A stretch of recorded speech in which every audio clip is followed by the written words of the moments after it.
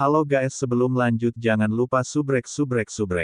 Sima Xian akhirnya mengangkat kepalanya, meski beberapa butir beras masih menempel di wajahnya. Siapa bilang aku menyerah? Kakakmu semakin berani semakin besar rintangannya. Dia bilang dia tidak suka botak. Hasdrux bro, saya akan pergi dengan Anda hari ini juga, dan dengan wig pada saya kali ini. Dan dia tidak suka pendeta. Maka orang ini akan pergi dengan baju sirahnya. Pada awalnya, pria ini mencoba tampil sangat sopan dan halus kemarin, sengaja datang dengan gaun pendeta untuk menemani Lin Xin ke rumah lelang besar aliansi. Mendengar dia mengatakan itu, semua orang tidak bisa menahan tawa, dan Han Yu berkomentar, lakukan yang terbaik Sima. Kami akan mendukung Anda sepenuh hati. Cobalah untuk melupakan keindahan murni itu sedini mungkin. Sima Xian tidak jelek dalam penampilan, sebaliknya, dia memberikan tampilan yang gagah dan tangguh, teguh pada tulang dan ulet. Tubuhnya yang mengesankan dengan mudah memberikan rasa aman. Lin Xin tertawa, saya pikir Anda tidak harus memakai wig. Anda sebaiknya menunjukkan diri Anda yang sebenarnya. Jika tidak, jika Anda benar-benar berhasil dan dia menemukan bahwa Anda tidak seperti yang terlihat, bukankah itu akan kembali menggigit Anda? Wang Yuan mengangguk, apakah obat bro mengatakannya dengan benar? Karena Andalah yang mengejar pihak lain, Anda harus menunjukkan ketulusan Anda. Tanpa ketulusan, apa yang harus dibicarakan? Sima Xian menepuk kepala botaknya sendiri, memberi mereka tatapan sedih dan marah, jadi, mengejar seorang gadis sesulit itu. Tapi bagaimana rasanya begitu mudah bagi kapten kita? Apa yang baru saja Anda katakan? Cair yang tetap diam sampai kemudian perlahan mengangkat kepalanya. Aku tidak mengatakan apa-apa. Oh dan, aku sudah selesai makan. Mengatakan itu, pria botak itu mencoba melarikan diri. Cair berbalik untuk melihat Long Hao Shen, jadi itu mudah. Lalu bagaimana kalau membuat segalanya sedikit lebih sulit bagimu di masa depan? Aku juga sudah selesai makan. Mengatakan itu, dia berdiri dan kembali ke kamar mereka. Long Hao Shen hanya tidak melihat bahwa pada saat dia pergi, senyum menghiasi wajahnya. Menatap tercengang pada siluet menghilang dari Cair, Long Hao Shen memberikan tampilan polos, mengapa saya tidak adil dituduh tanpa melakukan apa-apa. Lin Xin tertawa sebagai tanggapan, bos, saya tidak memilih siapapun, tetapi Sima Xian hanya membawa wakil kapten melawan Anda dengan komentarnya. Jika aku jadi kamu, aku tidak akan menanggung ini. Long Hao Shen tiba-tiba berdiri, menyapu pandangan acuh tak acuh ke arah Lin Xin, saya tidak perlu menanggungnya. Segera setelah itu, dia memanggil seseorang di ruangan yang sama, Sima Xian, ikuti aku untuk berlatih pertempuran jarak dekat. Kepala Pembantu Aliansi Kuil, dan Kepala Pembantu Kuil Ksatria, Kepala Ksatria Suci Han Qian akhir-akhir ini dalam suasana hati yang sangat baik. Sejak seorang jenius seperti Long Hao Shen muncul di kuil Ksatria, hal-hal yang harus dia tangani, sebagian besar perhatiannya terfokus pada Long Hao Chen serta pasukan pemburu iblisnya. Ketika kelompok Long Hao Shen lulus ujian dengan lancar, menjadi pasukan pemburu iblis tingkat komandan, Han Qian memang khawatir untuk beberapa waktu. Meskipun dia adalah Grand Teacher Long Hao Shen, dan memiliki pengaruh besar di aliansi, Demon Hun Squad adalah eksistensi independen, dan bahkan Han Qian tidak dapat dengan mudah terlibat dalam masalah Demon Hun Squads. Ketika Han Qian memiliki Temple Knight dari tantangan langkah ketujuh Long Hao Shen, tujuannya sederhana. Dia berharap mereka gagal dalam ujian untuk menjadi pasukan pemburu iblis tingkat komandan dan mencegah mereka melakukan misi yang lebih sulit. Bukankah aliansi baru saja memberi mereka 1 juta poin kontribusi? Tidak bisakah mereka berperilaku baik dan menetap untuk sementara waktu? Namun, dia tidak berharap Long Hao Shen benar-benar telah mencapai tingkat kekuatan seperti itu. Dia berhasil mengalahkan seorang Temple Knight dengan kekuatannya sendiri. Tak berdaya, Han Qian tidak bisa menumbangkan mereka lebih jauh, dan tepat ketika dia harus percaya bahwa Long Hao Shen dan pasukannya akan menerima misi lain dan meninggalkan kota suci beberapa saat kemudian, mereka benar-benar memilih untuk berlatih di pengasingan, menyegel diri mereka sendiri. Di villa mereka untuk menghindari gangguan eksternal. Selanjutnya, pengasingan ini sudah berlangsung selama 4 bulan. Bagaimana mungkin Han Qian tidak bersukacita atas berita ini? Anak-anak yang luar biasa ini sebenarnya tidak membiarkan kepercayaan diri membutakan mereka, dan memilih untuk menstabilkan kekuatan mereka dalam keadaan ini, mengkonsolidasikan kemajuan mereka melalui pelatihan di balik pintu tertutup. Bahkan, mereka sudah bisa dikatakan memiliki sikap pasukan pemburu iblis yang kuat. Anak-anak muda ini sebenarnya lebih berkepala dingin daripada banyak pasukan perburuan iblis veteran. Itu benar, kelompok Long Hao Shen sudah dalam pelatihan tertutup selama lebih dari 4 bulan, dan masih tetap dalam pengasingan. Untuk saat ini, mereka tidak berencana untuk mengakhiri pengasingan mereka, dan bagi mereka, hari ini adalah hari yang penting. Menara Keabadian. Long Hao Shen, Cai Er, Han Yu, Sima Xian, Wang Yuanyuan, Lin Xin, dan Chen Yinger berbaris berjajar. Bos, siapa di antara kita yang akan pergi? Sima Xian bertanya pada Long Hao Shen dengan penuh semangat. Di depan mereka adalah kerangka merah yang membuat mereka melalui pertempuran terus-menerus, melatih dan memperkuat kekuatan mereka. Justru dengan pembangkit tenaga listrik kerangka inilah mereka terus-menerus menyilangkan pedang, memberi setiap orang kesempatan untuk menguasai teknik pertempuran kuno. Tapi hari ini, mereka memutuskan untuk melewati semua cobaan di lantai pertama Menara Keabadian. Selama 4 bulan terakhir, mengikuti peringatan Cai Er, Long Hao Shen memutuskan untuk memprioritaskan budidaya energi spiritual internal setiap orang. Menenangkan otak pencar mereka, mereka terbiasa dengan perubahan kekuatan mereka setelah mencapai langkah ke-6. Hari-hari mereka berlalu, melatih kemampuan mereka yang baru diperoleh, mencari peralatan legendaris untuk dibeli, dan menggunakan kristal naga iblis dengan bahan obat yang berharga untuk memberi mereka nutrisi pada tubuh mereka. Kristal naga iblis memiliki kegunaan yang bahkan lebih besar dari yang mereka bayangkan. Melalui beberapa bahan langka yang menyingkirkan kotoran bersama dengan sifat kegelapan, mereka memperoleh hasil yang sangat baik di setiap mandi. Baik itu dalam kekuatan, ketangguhan, atau kekuatan serangan, mereka berkembang dalam segala hal. Namun, setelah setiap penggunaan, volume kristal ajaib menyusut, hingga benar-benar menghilang. Dalam sedikit lebih dari 4 bulan, mereka telah menggunakan 3 kristal naga iblis, dan semua orang merasa bahwa keuntungan lebih lanjut dalam energi spiritual eksternal sekarang tidak berarti apa-apa. Setelah itu mereka berhenti mandi bersama mereka. Namun, energi spiritual eksternal ini tidak diperoleh secara gratis. Itu dengan bantuan obat bantu, yang menghabiskan hampir 4 juta koin emas dan 150.000 poin kontribusi. Mereka telah memperoleh 2 potong peralatan tingkat legendaris lainnya. Seperti yang mereka inginkan, mereka telah membeli pedang tingkat legendaris untuk Han Yu dan aksesori yang disebut kalung doa untuk Chen Yinger. Pedang tingkat legendaris ditukar dengan kebanggaan es dan salju, serta 100.000 poin kontribusi. Kemudian, selain kalung doa, Long Hao Shen membeli pedang lain di tingkat agung dan beberapa teknik rahasia. Sekarang jumlah total poin kontribusi tim hanya berjumlah 50.000. Begitu banyak ratusan ribu poin kontribusi digunakan dengan sangat boros. Selama lebih dari 4 bulan, mereka dapat dikatakan telah menghabiskan poin kontribusi tanpa hambatan, jadi wajar jika cadangan mereka sekarang habis. Aku yang akan pergi. Senior kerangka ini mengajari kami apa itu perambahan yang berapi-api, jadi saya berharap bisa benar-benar mengalahkannya dalam 1 lawan 1, untuk menunjukkan bahwa perusahaannya yang stabil tidak sia-sia. Long Hao Shen berkata dengan nada serius. Tidak ada yang keberatan, dan setelah berpisah satu sama lain, mereka membuat ruang yang cukup untuknya. Dengan Glorious Holy Shield di tangan kirinya dan pedang yang baru saja diperoleh Rippling Light di tangan kanannya, Long Hao Shen berjalan dengan langkah besar menuju kerangka merah yang mengesankan itu. Kedua belah pihak menutup jarak dengan cepat. Di punggung Long Hao Shen, dengan kilatan cahaya keemasan, keempat sayapnya terbuka. Ketika dia memasuki jarak 20 meter dari kerangka merah, api berkelap-kelip di mata kerangka merah.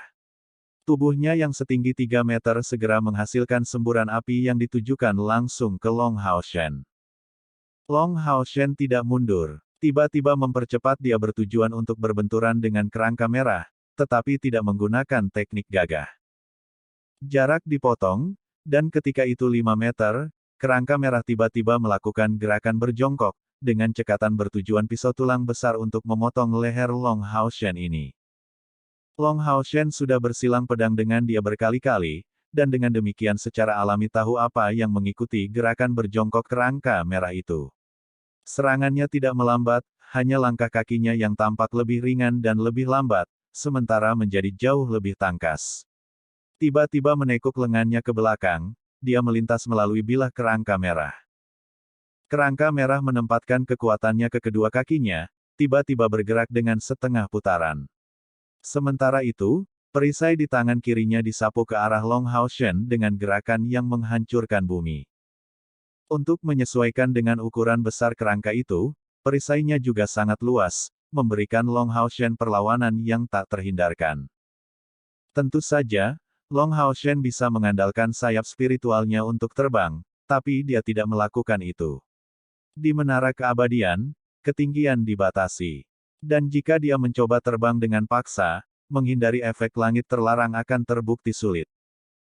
Melawan akal sehat, Long Hao Shen yang tampaknya tidak dapat menghindari serangan itu, tiba-tiba melakukan gerakan yang tidak terduga, dia mulai merangkak. Tepatnya, pada saat perisai kerangka merah itu disapu secara horizontal, dia benar-benar merangkak di tanah sebagai tanggapan. Perisai besar itu tersapu di atas punggungnya, hampir membuat kontak dengannya. Sebuah perisai backcast ditujukan ke tanah, menyebabkan Long Hao Shen merangkak untuk langsung menembak, membiarkan ripple light-nya mekar dengan segudang sinar cemerlang. Melawan kerangka merah yang untuk sementara kehilangan perlindungan perisainya, dia menggunakan Demon Whipping Flash. Dapat dikatakan bahwa respon Long Hao Shen cukup imajinatif. Seiring dengan peningkatan energi spiritual eksternalnya, kelenturannya meningkat pesat, memungkinkan dia untuk melakukan banyak gerakan yang sebelumnya tidak dapat dia lakukan. Kerangka merah tidak panik karena serangan menyelinap Long Hao Shen ini. Bilah tulang besar itu langsung melakukan gerakan memotong, benar-benar meluncurkan serangan Asura. Tepat, dia menggunakan serangan Asura dengan satu tangan, dan bahkan dengan serangan balik dari perisainya masih mempengaruhi dirinya. Setelah bersilangan pedang dengan kerangka merah berkali-kali, Long Hao Shen dan kelompoknya dengan susah payah belajar tentang fakta bahwa dalam pertempuran, tidak ada gerakan yang berlebihan. Namun, kerangka merah ini jelas melakukan kesalahan perhitungan.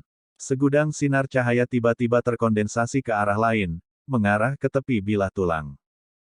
Dengan suara ding yang renyah, kerangka merah itu jatuh ke belakang terlepas dari tubuhnya yang besar. Adapun perisai di tangan kirinya, itu tidak bisa digunakan karena tindakannya sebelumnya. Kali ini, Long Hao Shen menunjukkan kemampuannya untuk melakukan serangan balik dari keadaan defensif pasif. Dengan kaki kirinya menginjak tanah, Long Hao Shen mengandalkan kekuatan dari serangannya sendiri untuk bergegas ke depan, membuat pedangnya Rippling Light langsung berubah menjadi putih menyilaukan. Mengikuti bilahnya, ujung cahaya putih meledak, bertujuan untuk menyerang kerangka merah. Warna putih yang menutupi pedang itu tentu saja merupakan hasil dari pedang suci, tetapi tepi cahaya putih itu adalah serangan khusus dalam keadaan pedang suci, yang disebut bunga suci. Bahkan kerangka merah tidak berani menghadapi serangan langsung dari bunga suci. Dibiarkan tak berdaya, dia hanya bisa menggunakan perisainya untuk perlindungannya. Dengan suara keras, bunga suci mendorongnya kembali dengan kekuatannya yang kuat. Dan pada saat itu, Long Hao Shen sudah mendekat. Holy Glorious Shield menghilang, dan Long Hao Shen hanya memiliki pedang Rippling Light yang berkilauan dengan pedang suci di tangannya. Serangan Asura diluncurkan. Tepat pada saat itu, Long Hao Shen tampaknya telah memasuki keadaan yang luar biasa, memancarkan niat pedang yang tak tertandingi. Serangan Asura sederhana ini memberikan perasaan persatuan antara pedang dan tuannya, yang diwakili oleh lingkaran putih besar 5 meter yang menyebar dari tubuhnya. Karena kombinasi cepat Long Hao Shen, kerangka merah tidak dapat melakukan serangan balik. Sebagai gantinya, dia menggunakan perisainya untuk bertahan, sama seperti sebelumnya. Pada saat yang sama, tubuhnya sedikit condong, dalam upaya untuk melakukan serangan balik segera setelah memblokir pukulan ini. Namun, kekuatan dalam serangan Long Hao Shen ini tidak bisa diremehkan. Tepat pada saat itu naik ke puncak kekuatannya, dan Long Haoshen memberi kesan mampu mengatasi apapun. Kesan ini dihasilkan langsung dari niat pedang. Itu didasarkan pada pemahaman yang diperoleh Long Haoshen sedikit demi sedikit dari Arya Dewi Cahaya. Alasan mengapa dia tidak menggunakan niat pedangnya secara langsung terhadapnya hanya untuk menghindari kerusakan pada tubuh kerangka merah. Bang! Perisainya pecah berkeping-keping, kerangka merah itu dikirim terbang oleh pukulan ini, dan karena tubuhnya condong ke arah Long Haoshen pada saat serangan itu, dia sebenarnya dalam postur semi-miring saat dia terlempar ke udara. 4 sayap di punggung Long Haoshen akhirnya mengepak, dan kilatan emas seperti kilat menutupi langit-langit. Meluncurkan tendangan ke kerangka merah, dia mengarahkan rippling light ke bilah tulang yang dipegang di tangan kanan kerangka merah, menghancurkannya menjadi beberapa bagian. Setelah menyelesaikan 2 gerakan ini dalam sepersekian detik, Long Haoshen berbalik dan membenturkan siku kanannya ke tenggorokan kerangka merah. Serangan ini selesai dalam sekejap, dan pada saat berikutnya, pria dan kerangka itu berpisah satu sama lain. Kerangka merah itu dengan keras terlempar 10 meter ke belakang, dan menghantam tanah dengan keras, bagian-bagian dari bilah tulangnya berserakan di tanah. Melihat pertempuran yang brilian ini, semua orang dari pasukan perburuan iblis kelas komandan ke-64 mau tidak mau menunjukkan penampilan yang bersemangat. Mereka akhirnya menang. Setelah hampir 1 tahun, mereka akhirnya menang melawan kerangka merah yang kuat ini. Dan ini dalam duel 1 lawan 1, di mana Long Haoshen tidak menggunakan dukungan dari Yating atau Haoiwei. Dia melakukan ini untuk menunjukkan rasa hormatnya terhadap lawan ini. Bu kerangka merah mengeluarkan semacam erangan, merangkak di tanah dengan menggunakan tangan kirinya. Long Haoshen mendapatkan kembali Glorious Holy Shield dari Eternal Melody, dan membuat persiapan untuk melanjutkan pertempuran. Namun, kerangka merah itu tidak melanjutkan serangannya, tetapi memperhatikan Long Haoshen dengan penuh perhatian. Ini berlangsung selama lebih dari 10 detik, sebelum dia perlahan mengangguk. Dia benar-benar berlutut di depan Long Haoshen, jelas menunjukkan penghormatannya dengan gerakan ini. Ini. Long Haoshen menatapnya dengan kaget, "Penatua, tidak perlu bertindak seperti itu." "Tuan, pengawal suci ke-12 melapor kepada Anda." Suara teredam dan dingin terdengar dari kerangka merah. Di dunia manapun di luar menara keabadian, siapapun yang ingin menyakitimu harus berjalan di atas tulangku yang hancur untuk itu. Setelah mengucapkan kata-kata ini, kerangka merah itu tiba-tiba berubah menjadi kilatan cahaya merah yang terbang ke arah Long Haoshen. Di udara, tubuhnya menjadi semakin kecil. Ketika ia tiba sebelum Long Haoshen, bentuk tubuhnya sudah menjadi api merah kecil. Seketika, dia menghilang ke dalam Eternal Melody. Long Haoshen merasakan perasaan hangat di dadanya. Sambil menarik pakaiannya, dia melihat ke Eternal Melody, hanya untuk melihat bahwa pada permata di atas liontin berbentuk tengkorak putih, api merah kecil berdenyut. Pengawal suci ke-12. Melihat lengan patah, pisau tulang dan perisai menghilang ke tanah, Long Haoshen tidak bisa membantu tetapi terlihat lamban. "Bos, apa yang terjadi? Apakah itu kemampuan atau peningkatan energi spiritual?" Sima Xian bertanya dengan penuh semangat. Mereka semua harus melihat lampu merah itu, tetapi tidak mendengar suara pengawal suci ke-12, sehingga percaya bahwa semuanya sedang terjadi, dengan cara yang sama seperti sebelumnya. Long Haoshen menggelengkan kepalanya, memberikan senyum pahit, "Aku takut aku dipaksa menjadi ahli nujum." Setelah mengulangi kata-kata pengawal suci ke-12, dia melanjutkan, "Jika tebakanku benar, aku seharusnya mendapatkan kemampuan untuk memanggil kerangka merah itu sebagai penjaga. Tunggu sebentar, aku akan mencobanya." Setelah mengatakan ini, Long Haoshen perlahan menutup matanya, sebelum kilatan merah terjadi dan kerangka merah tinggi yang menyebut dirinya pengawal suci ke-12 muncul di hadapan Long Haoshen, lengannya yang patah sebelumnya dan perisai yang rusak kembali normal. Dia memancarkan aura bercahaya dan liar. Ketika Long Haoshen menutup matanya, dia mengetahui bahwa jiwanya sendiri tampaknya telah terhubung dengan kerangka merah ini. Dia sekarang benar-benar mampu memberinya perintah selama pertempuran. Dan di atas itu, kerangka itu memiliki kesadaran dirinya sendiri, dan naluri pertempuran yang telah dialami kelompok mereka. Semua orang saling memandang, tetapi sepertinya tidak ada yang bisa menentukan apakah ini hal yang baik atau buruk. Bencana yang dibawa ke benua oleh para ahli nujum adalah sesuatu yang mereka semua sadari, dan Long Hao Shen terlebih lagi adalah seorang ksatria luar biasa yang diistimewakan sebagai Sion of Light. Jika dia benar-benar menjadi ahli nujum, semuanya akan sangat berantakan dan bahkan aliansi kuil pasti tidak akan menerimanya. Dan lebih jauh lagi, mengingat pengawal suci ke-12 ini memasuki melodi abadi sendiri, apakah mungkin untuk mengusirnya keluar darinya? Pada akhirnya, Long Hao Shen tidak memiliki kendali mutlak atas liontin ini. Hao Shen. Cair mengambil tangan Long Hao Shen. Sebenarnya, saya pikir Anda benar-benar terlalu memikirkan ini. Di dunia ini, tidak ada yang bisa dikategorikan sebagai benar-benar baik atau jahat. Necromancer sebenarnya bisa menjadi pengguna atribut ringan, jadi apa yang tidak mungkin? Fakta bahwa Anda memperoleh kekuatan ini tidak berarti Anda harus menggunakannya.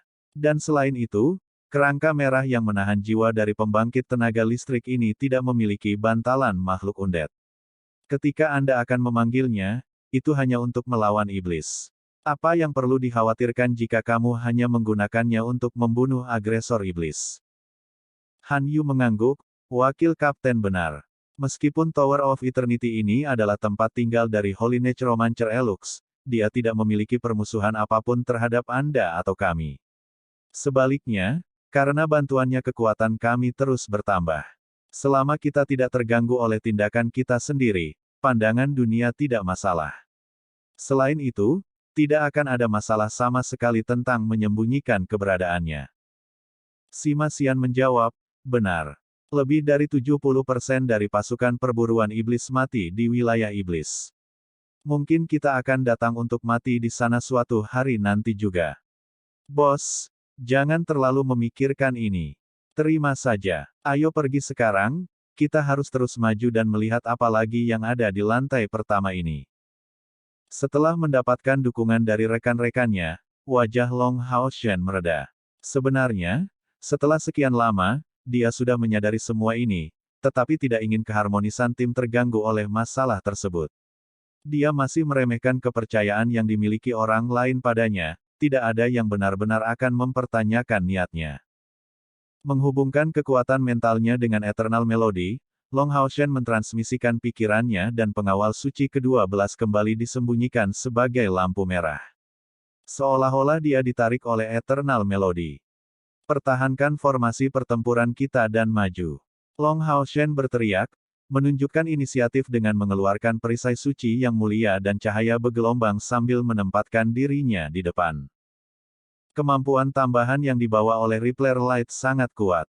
Saat meluncurkan serangan, itu akan membuatnya membawa riak ilusi energi spiritual, meluncurkan serangan tambahan kedua dengan kira-kira sepertiga dari kekuatan serangan asli. Dengan kata lain, saat menggunakan serangan pedang suci, pada saat yang sama, itu akan meluncurkan serangan kedua dengan sepertiga kekuatan pedang suci. Ini juga merupakan alasan utama yang membuat pengawal suci ke-12 tidak dapat memblokir serangan Long Hao Shen. Tentu saja, Long Hao Shen juga mengerti bahwa jika pengawal suci ke-12 memiliki seperangkat peralatan yang setara dengan miliknya, mencapai kemenangan melawannya tidak mungkin semudah itu. Lagi pula, dalam hal teknik pertempuran, Long Hao Shen masih memiliki banyak hal untuk dipelajari darinya. Kali ini, mereka maju 20 meter lagi sebelum menara keabadian menunjukkan beberapa reaksi. Dan sekarang, mereka tampaknya semakin dekat ke ujung lantai pertama. Long Hao Shen samar-samar melihat patung besar berdiri di ujung lantai pertama. Sebuah cahaya biru berkilauan muncul entah dari mana dan dari sana, sebuah kerangka yang tampaknya tidak berbeda dari pengawal suci ke-12 perlahan-lahan muncul. Masa cahaya biru es sepertinya mengalir ke dalamnya, tetapi sebenarnya tidak meluas ke ukuran pengawal suci ke-12, hanya mencapai ketinggian 1 meter dan 8 sentimeter. Seluruh tubuhnya menjadi biru tua, dengan dua api jiwa biru berdenyut di matanya. Di tangan kanannya, sebuah tongkat panjang muncul dengan tenang. Kerangka tipe penyihir. Hati-hati semuanya. Long Hao Shen berteriak, berlari seperti anak panah ke arah kerangka biru itu. Hanya butuh sesaat untuk mencapai kecepatan puncaknya. Dia memiliki firasat bahwa ini harus menjadi ujian terakhir dari lantai pertama. Setelah melewatinya, mereka akan menaklukkan seluruh lantai pertama menara keabadian. Api emas murni yang panas mengelilingi tubuh Long Hao Shen, menerangi seluruh menara keabadian. Ini tidak hanya dimaksudkan sebagai sarana untuk melawan lawan dari elemen es, tetapi juga untuk menerangi lingkungan bagi rekan-rekannya, sehingga semua orang dapat dengan mudah merespons serangan dari kerangka biru itu. Kerangka biru dan kerangka merah dari tes ke-6 memiliki perbedaan sikap yang signifikan, yaitu bahwa yang pertama tidak mengeluarkan suara sedikit pun setelah penyalaan api jiwanya. Dia tampak sangat tenang. Terhadap tuduhan Long Hao Shen, tubuhnya meluncur ke samping seolah meluncur di atas es. Sementara itu, dengan goyangan tongkat di tangannya, kabut es menuju ke arah Long Hao Shen. Hehe, sekarang saatnya bagi saudara ini untuk menunjukkan kekuatannya, kata Lin Xin dengan suara penuh kegembiraan. Tiba-tiba, lapisan api biru muncul di depan Long Hao Shen.